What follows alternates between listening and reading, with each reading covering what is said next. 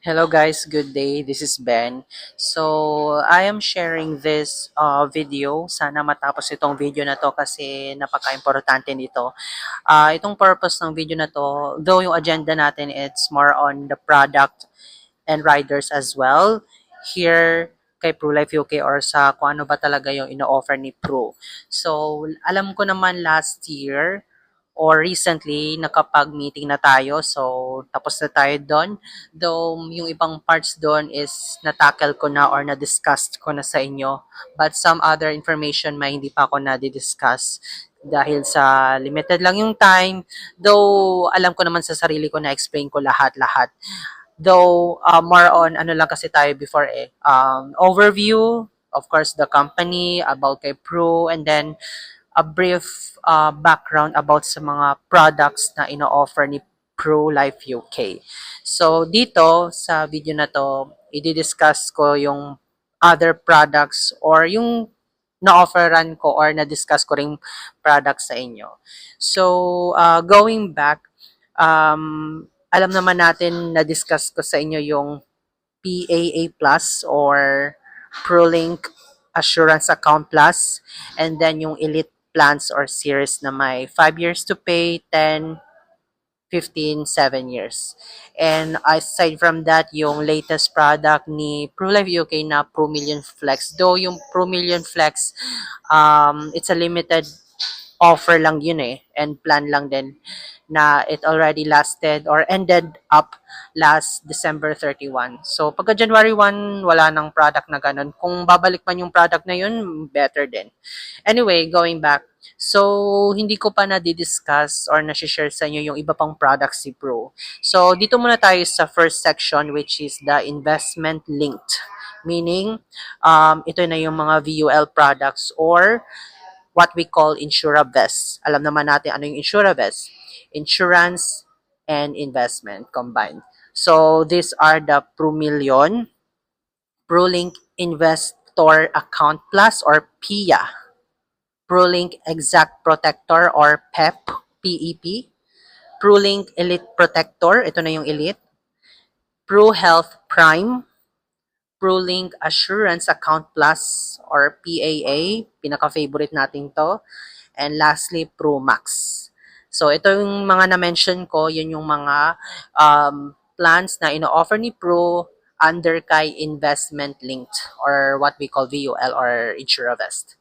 On the other hand naman, meron ding, for those who don't know, baka akala nyo VUL lang, meron si Pro, no. Meron din tayong traditional or what we call na traditional insurance lang siya, more on health coverages or comprehensive coverages, pero wala siyang savings component. More on lang talaga, for health benefits lang talaga siya. So, these are the Pro Life, Pro Health Fam Lab. So, perfect to sa mga family or big families. Or kapag ikaw may sarili ka ng family talaga. Pro Term 15, Pro Multiple Life Care Plus, Pro Life Care Advance Plus, Pro Life Care Plus, PA Standard, Pro Wellness, and Pro Shield. So, yun yung mga under kay traditional section. So, going back then, I'll share din or iko-kumpara ko yung mga pinaka ino-offer ni Pro Life talaga. Ito na yung PAA Plus or PAA Plus. Next is Elite Plans or Elite Series or what we called. Elite Plans has 5 years to pay, 7, 10, and 15. And also, yung hindi ko pa na-discuss last year or before, which is yung PEP. Meaning ng PEP is Pro ProLink Exactor Protector or PEP. Again, it's ProLink Exact Protector. So, ikukumpara ko yung mga products na to sa iyo for you to decide ano ba yung perfect plans for myself or kung para saan nga ba itong insurance na kukunin ko. Kasi kaming mga insurance agents, lahat naman ng products ni Pro kahit sa ibang company pa yan, kung hindi kay Pru or sa ibang company, lahat naman talaga is magagandang product, best product that you can avail. Pero also kailangan din nating alamin or kailangan din namin alamin kung para saan nga ba tong kukunin nating insurance or ano ba yung reason natin kaya tayo kukuha. Is it for income protection or general protection? For investment ba? For education? Yung education, maybe you can use it by your own if you're planning to um, go to school again or pang tuition sa mga anak in the future, like let's say 10 years from now or 15 years from now, or for them to be able to um, go in college kung balak nyo man silang ipaaral sa mga prestigious schools here sa Philippines, especially here dito sa Metro Manila. And lastly, for the investment thing, more on major purchases, planning to buy a property, a big house or a unit, a car or vehicle, planning for a big event preparation like wedding or a grand event, kung ano ba yung naisip mo, etc., etc. So, napakadami. And going back, dito naman sa one moment, let me check first. Okay, so a quick background lang naman. I-differentiate ko yung tatlo na to na na-mention ko kanina.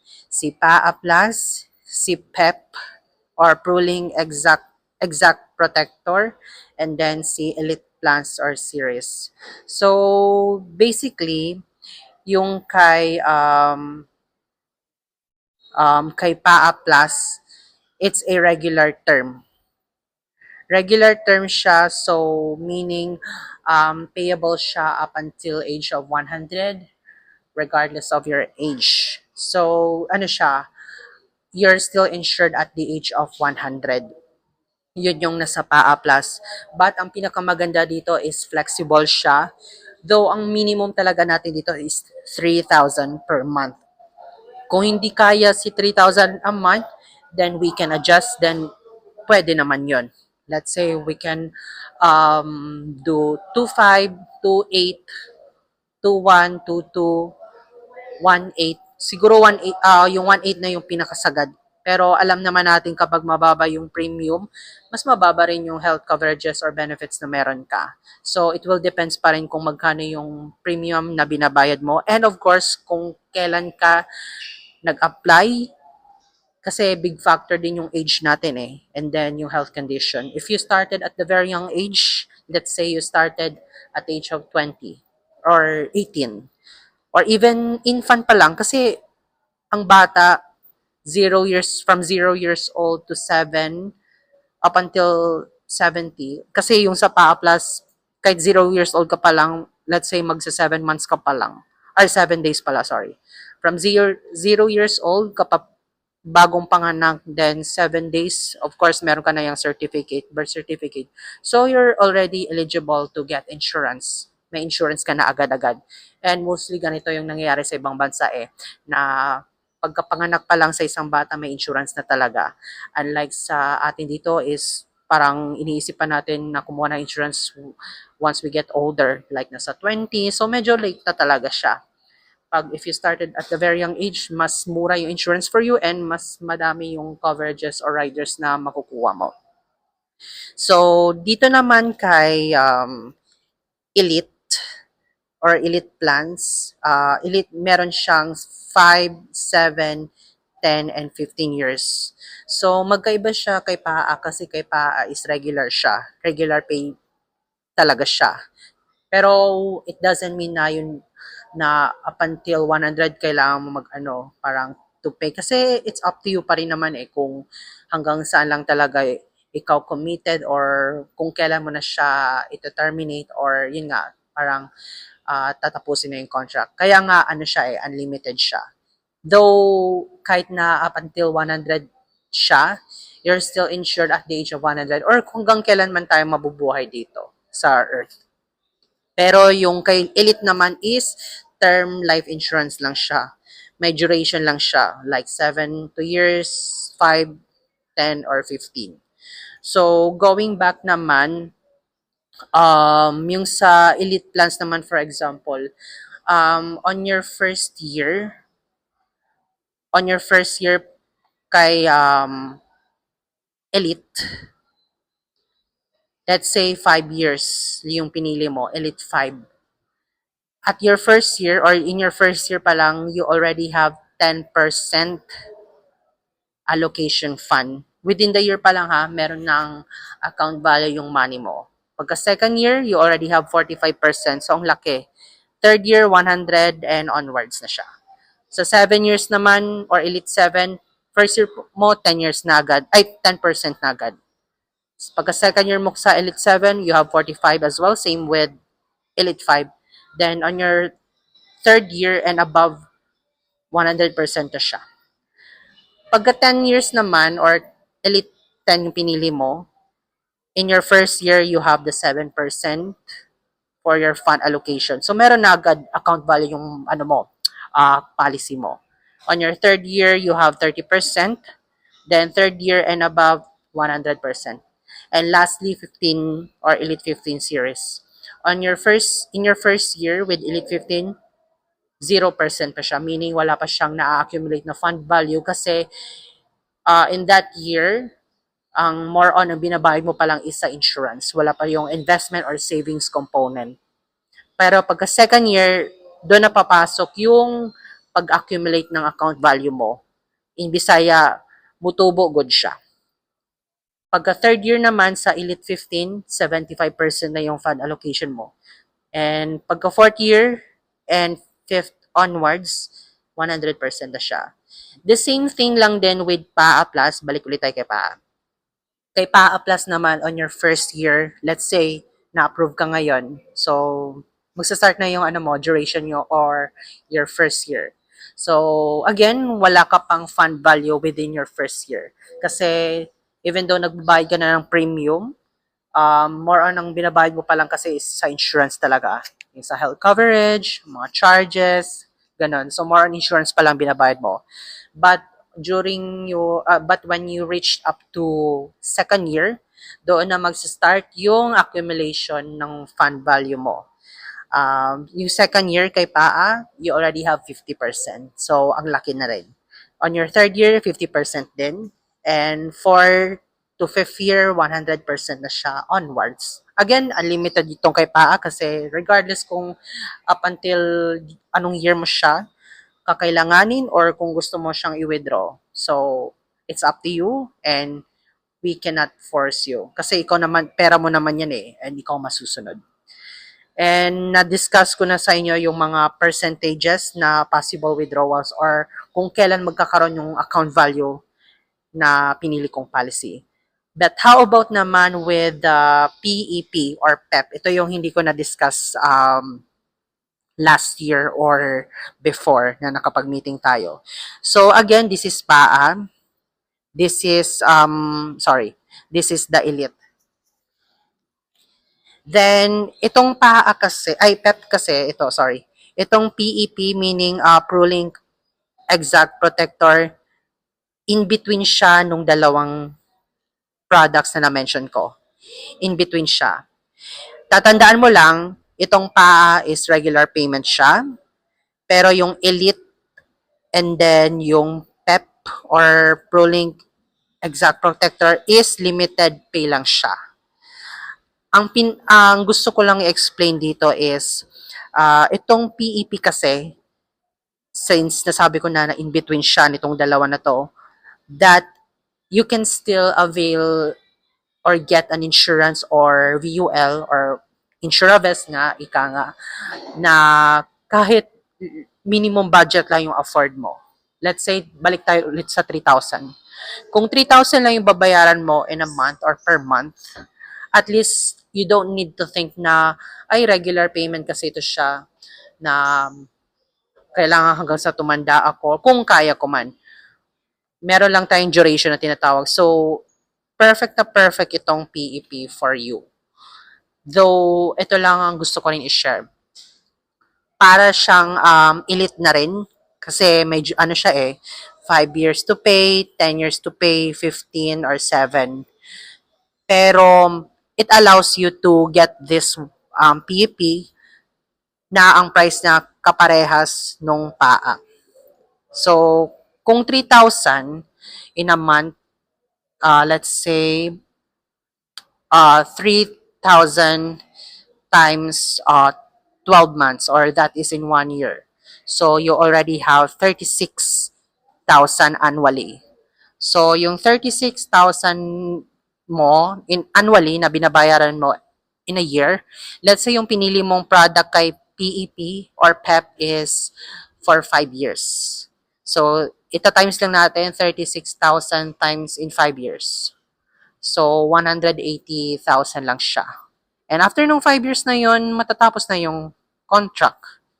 So, the question is, kapag natapos ba yung duration ko, Ben, speaking with Elite Series and the PEP, can I continue ba? Yes, you can continue. Pero mostly, ang ganito yung possible scenario na mangyayari. It's either you can top up, meaning yung health coverages or benefits na meron ka as is lang yan.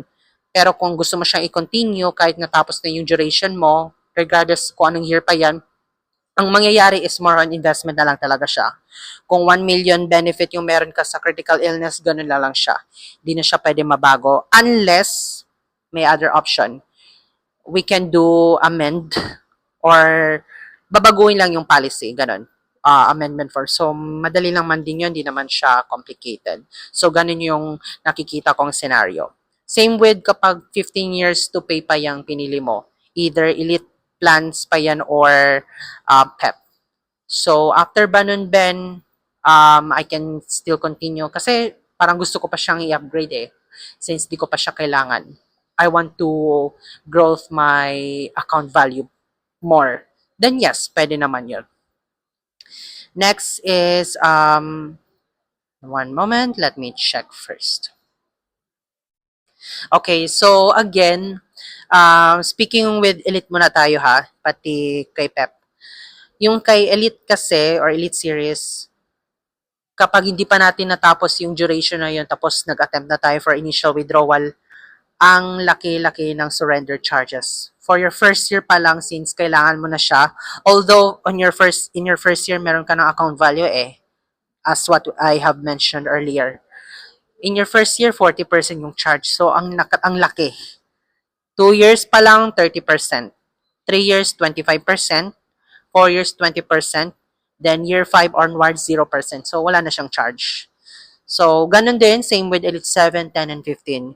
Kapag hindi mo pa natatapos yung duration tapos nag-attempt ka na for withdrawal or yung reason mo is may panggagamitan lang, pang shop, pang travel, or kung ano pa yung reason natin. Pero kung hindi mo pa natapos yung duration mo, yes, you can withdraw, attempt for withdrawal, pero ano rin, malaki talaga yung charge. Lalo na sa Elite 15, na ito yung pinakamatagal natin. The more kasi na mataas yung napili nating duration, mas mahal yung nire-require na premium. Unlike kung Elite 15, ito yung pinakamura which is 7,1 per month. Sa Elite 10, 10% a month. 10,000, sorry. And Elite 7, ganun din. Yes. And sorry, sa Elite 5 is 7,1 talaga yung minimum requirement. So, mataas talaga siya. I mean, yung 17,000 pala yung nasa Elite. So, wag tayong malito. Ang minimum requirement or payment kay Elite 5 is 70,000 monthly. Kay Elite 10, 10,000. And Elite 15 is 7,1. So, sa Elite 7 naman, 12,000 or more than that. Pero ang tanong, Ben, pwede ba na yung sa Elite 15 ko, instead na 7,1 yung minimum, pwede ko ba siyang gawing 8, 9, 10? Yes, pwede naman. Kasi yun lang naman yung pinaka-minimum eh. Same with, ano din, yung kay Pep din. Kung let's say, 10 years to pay lang siya, pero ang pinili mo 5,000 para para at least malaki yung benefits or riders na pwede mo makuha or ma-attach sa'yo. So, yes, pwede yun. So, again, kaya nandito tong PEP na to, Yun nga, in between siya nung dalawa. Kasi nakadepende pa rin sa kung magkano talaga yung yung funds na meron ka na kaya mong iset aside and you think na committed ka for you to pay your premium regularly without na hindi mo siya nilalaps or hindi ka or nagbabayad ka on time. Kasi importante din yun eh. So, ito na yung pinaka-list perfect option pala. Di siya list, perfect option na rin. So, paano naman, Ben, ang question? Gusto ko kunan ng anak ko ng life insurance din since baby pa siya or infant pa siya. Ano ba yung perfect product sa kanya?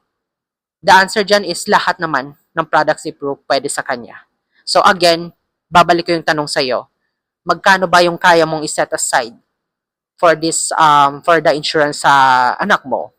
Or sa asawa, sa partner, sa kapatid, sa nanay o sa tatay, o kung sino ba yung napili mo, or for yourself, for your own. Again, kaya naman tayo kumuha ng life insurance. Baka kasi ang akala nyo it's more on the investment thing. So, yung investment thing is, ano talaga siya, bonus na lang talaga yon. But, you need to think din na kaya rin ako gusto kumuha ng life insurance is for the living benefits that I can get and privilege ako doon. So, let's say yung pinili ko ng product is yung PAA or PAA Plus. Hindi ka nalugi doon. Kasi even though yung policy contract mo is under contestability pa, let's say less than 2 years ka pa lang or less than 1 year, at least you have the access with the 2.1 million pesos na cover ka doon sa sum assured mo or worth of life insurance. So, you still have access to it. Pero ang gusto ko naman din i-share, additional ko lang din, yung kay Pep pala, sorry.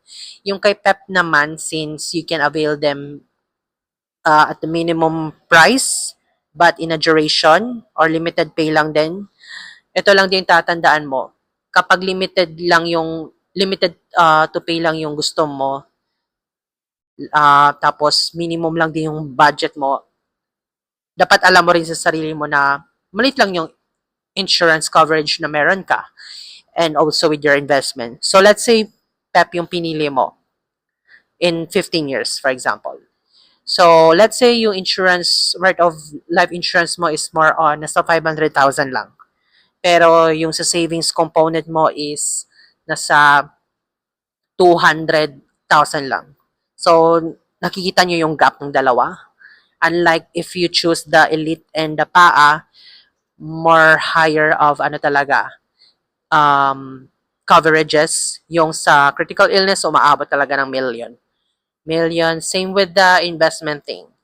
Kahit na regular payment pa tong si PAA. Pero ako, nag-research talaga ako na makukumpara mo talaga yung mga products sa ibang insurance companies. Hindi ako bias, pero pinaka-the best talaga na product na meron si ProLife is, ano ito? Elite. Walang makakatalo sa product nito. I mean, this plan or Elite series, high investment na siya and high insurance pa rin, insurance coverage na rin siya. Limited to pay but it allows you to save at a short term but higher return of investment. Speaking of investment, and mataas na rin yung coverages na meron ka or health benefits na meron ka. And another thing, kapag pinili natin ng Elite Series pati si Pep kasi you are enforced to save and pay your premium regularly na without attempting to make initial withdraw. Dapat matapos mo talaga yung duration mo na yon. Yun talaga siya. Same with Elite. Kasi kapag hindi mo pa natatapos tapos nag-attempt ka ng withdrawal, of course, nasabi ko na kanina na may additional charges siya. And ang laki-laki. Unlike na lang siguro kapag natapos mo yung duration, then tapos na, wala kang charges, then you can surrender it or terminate your policy after your contract or the effectivity date. Then, ano pa ba yung hindi ko na-mention? Of course, sa riders naman, meron lang akong i-share na riders. Ito na yung Life Care Plus, Multiple Life Care Plus, and then Life Care Advance Plus, and lastly, yung Hospital Income. So, sa mga meron ng policy or I mean policy issued na kay ProLife UK, i-share ko lang din ito sa inyo. So, doon naman kay first thing is yung kay Life Care Plus or LCP. Um, kung short explanation lang din. Kung magkano yung critical illness benefit mo, let's say you have 1M.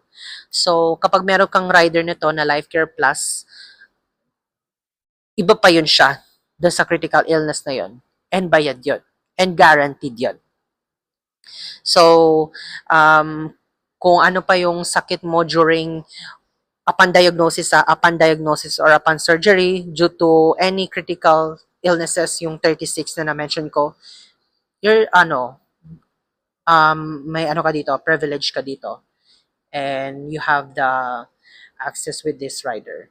Yung Multiple Life Care Plus naman din, same with LCP din or Life Care Plus. Pero, ang pinagkaiba niya dito is kapag si client nagkaroon ng tatlong sakit. Let's say if yung first sakit is stroke, second na sakit is cancer, and third is Alzheimer's disease. So if you have this rider na Multiple Life Care Plus, kung ano man yung mangyari kay client, kasi itong client na to is sakitin uh, you're still eligible and guaranteed, and iba pa yun siya doon sa critical illness mo. So, hindi siya mababawas doon. If you have 2 million benefit of critical illness, kapag meron kang Multiple Life Care Plus na benefit, hindi siya mababawas doon. Kasi nakaseparate siya Pero itong mga riders na to na nabanggit ko, pati yung kanina, medyo pricey rin ito. And of course, kailangan natin i-consider kung magkano nga ba talaga yung premium na pinili natin or babayaran natin monthly. Either monthly pa yan, quarterly, semi-annual, or annually.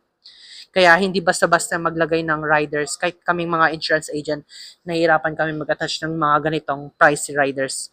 Lalo na kung ang budget ni client is nasa minimum lang.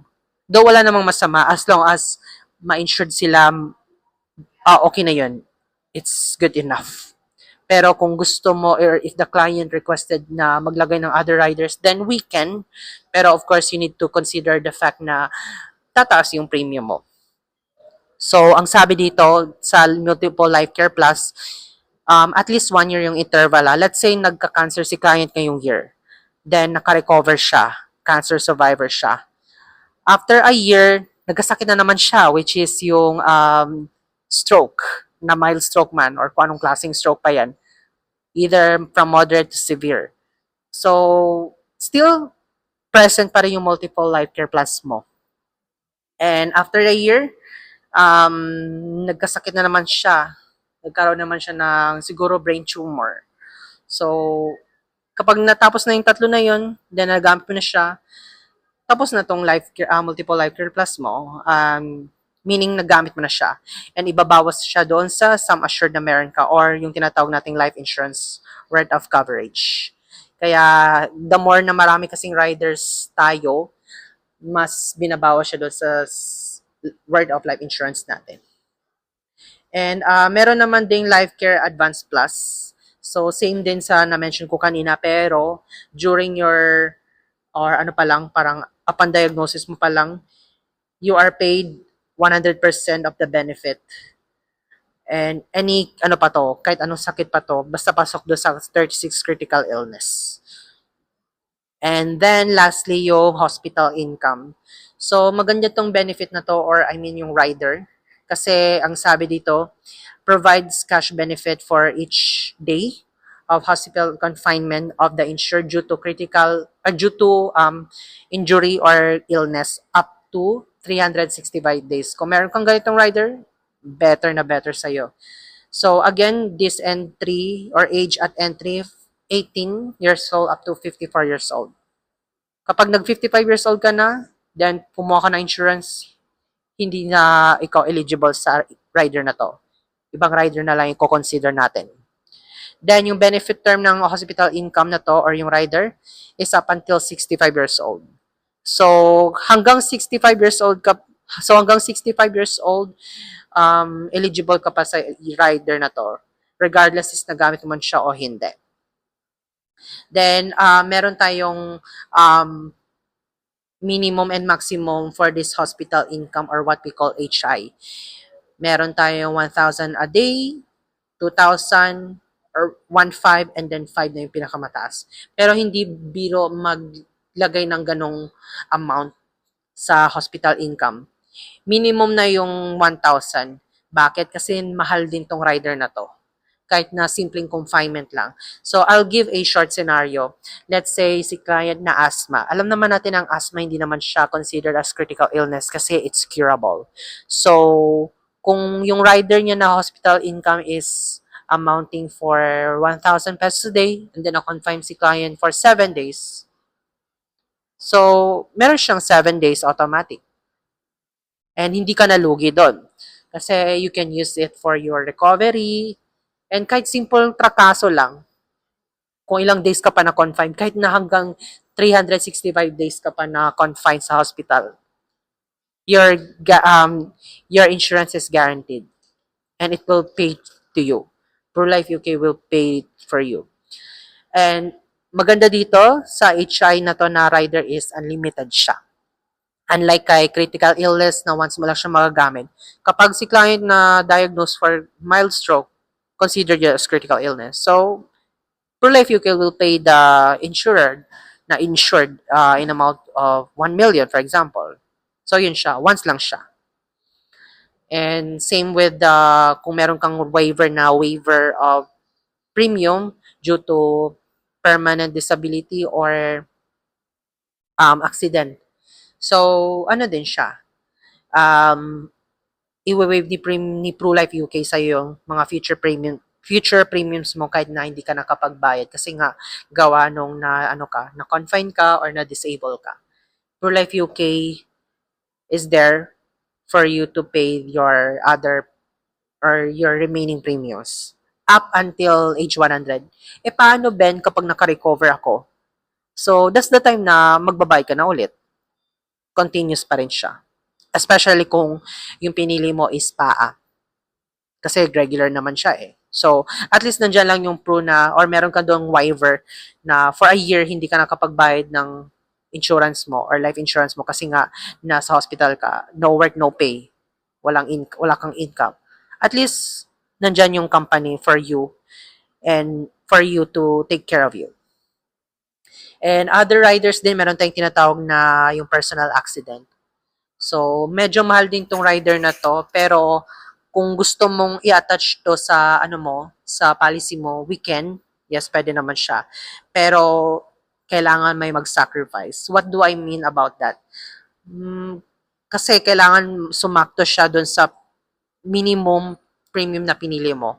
Kung let's say 3,000 per month. So, kung gusto mo i-consider yung personal accident mo. Though ang personal accident is an option naman eh. Kasi it's up to you naman kung baka may mangyari sa akin or madisgrasya ako. So, ganun. At least bayad ka doon. And nakaseparate siya sa accidental and permanent disability. So, iba pa yung personal accident na rider. Pero, just to give you a heads up, hindi eligible, may mga limitations din when it comes to personal accident. And these are kung yung accident na yun is due to alcoholism or diving, hiking, ganon. Hindi ka bayad doon. Okay? And even siguro kapag yung nag-suicide, hindi ka bayad sa death benefit na if the client or si insured is nag-suicide. Not unless yung suicide is due to insanity. Then lastly, meron din tayong tinatawag na payer term rider. So, iba pa to siya sa beneficiary. Let's say si client nawala siya, pero yung benefits na meron siya, 100% na mapunta sa family niya na naiwan. And kapag meron kang payer term rider na to, then more on fund allocation, mas madadagdagan yung fund value na meron ka. So again, this is a rider to siya. And then, ano pa ba? And lastly, I forgot to share na rin yung loyalty bonus. Yung loyalty bonus is applicable siya kay PEP and then kay Elite. So, yung sa Elite mo na yon, after 10 years, or same with PEP or PEP, after 10 years, pagka 11 years mo na, naka-pro ka pa din, you are entitled with the loyalty bonus. Pero ano din siya, rider din to siya. Loyalty bonus for 10%. So, automatic na madadagdagan yung ano mo, pera mo or yung account value mo. Ang sabi dito, loyalty bonus gives the policyholder additional 10% and 5% of the regular premium. So, in the Philippine currency, 10% siya, but, and then, at the same time, so meaning dalawa. And then, for the US dollar dominated accounts respectively, 5%. So, mataas na rin. Hindi ka nalugi doon. So, starting on your 11th year, dyan magsa-start yung loyalty bonus mo. Sana lahat iba loyal. And basta continuous yung ano mo, payment mo. And perfect yung plan na to sa Elite 15 and Elite 10. Or same with PEP 10 or PEP 15. Basta continuous, hindi nalalaps yung ano mo, policy. And nagbabayad tayo ng on time. So again, uulitin ko lang, ang maturity date ng PAA Plus is at the age of 100. Regardless, isaabot tayo sa age na to, hindi. Kahit na, let's say, less than 100 or at the age of 60, 70, 40, kung if you're planning na parang, gusto ko na siya i-terminate, then you can, pwede naman siya. Then, sa child's lien naman, yung bata naman, kung gusto mong insured, let's say 0 years old pa si baby, 10% lang yung pwede niyang makukuha sa sum assured niya if yung baby is namatay. On your first year, 20%. Second year, 40%. Third year or 3 years old niya is 60. And then 4% is 80. So, yun lang yung pwede niyang makukuha doon sa sum assured. If the client or yung baby is namatay. Then, ano pa ba? So far, di ko na siya papatagalin. Pero, more on along din, further explanation. And let me check first kung ano hindi ko pa na-explain. Okay, so ulitin ko din, a quick feedback or a recap pala. Itong PAA, PEP, and Elite Series, these three are VULs din. Again, na-mention ko naman to kanina. Kasi hindi lang siya traditional alone or traditional insurance alone.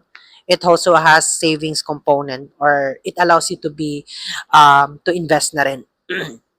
So, may scenario din na yung client ng manager ko, 25 years old siya, bata pa, pero she decided to buy Elite Series which is 10% for 10 years, so Elite 10. Ano yung reason niya? Aside from the comprehensive health coverages na meron kay Pro or na meron siya na attached sa policy niya, she's planning din kasi na from 10 years from now na to settle abroad, which is in Canada. So, kung yung pera niya kay Pro, after 10 years, as long as no withdrawals attempt na mangyayari, or continuous pa rin hanggang sa matapos mo yung 10 years na yun, then automatic na high return of investment talaga siya. And she can use it to settle abroad. Kasi alam naman natin na magastos mamuhay sa ibang bansa, requirements pa lang, etc., etc., visa, fees, or kung ano pa man yung daily expenses natin. Kasi case-to-case basis pa naman case-to-case basis pa naman yun eh. Di naman siya yung parang may budget na or minimum requirement na hinihingi. Kasi it depends pa rin sa'yo kung magkano ba yung kung ano-ano ba yung gagastusin natin or expenses. So, na-differentiate ko na itong tatlo na to. Although, hindi pa naman to yung pinaka, as in yung deep explanation, pero at least na-share ko man lang ibang knowledge or details about this three. And ito kasi yung tatlo na to, ang pinaka perfect or ino-offer ni ProLife UK sa mga clients. And of course, tatanda natin na dapat we consider din kung ano yung budget talaga natin and kung para saan. Importante rin na mag-background checking tayo sa mga family natin or sa angkan natin. Kasi let's say, kung ang gusto mo lang more on investment tapos meron pala sa family nyo na diagnose ng cancer or kung ano pang disease, diabetic. So, you need to consider then na taasan yung ano mo, parang health coverage about sa critical illness. Kasi if in case man na may mangyari sa atin, wag naman sana, pero yun nga, if in case, at least protected ka and covered and shouldered ka doon. Kasi we can tell yung sakit nowadays is genetic pa. Gustuin man natin, iwasan man natin, pero kapag genetic talaga, wala tayong ligtas, at risk tayo. And yun lang naman sa ngayon. Um, ang nasabi ko, short video lang to, pero umabot na tayo na more than 30 minutes. But anyway, thank you so much for watching. And kapag may questions ka, don't forget or don't hesitate to throw your questions to me. I will answer them. Thank you.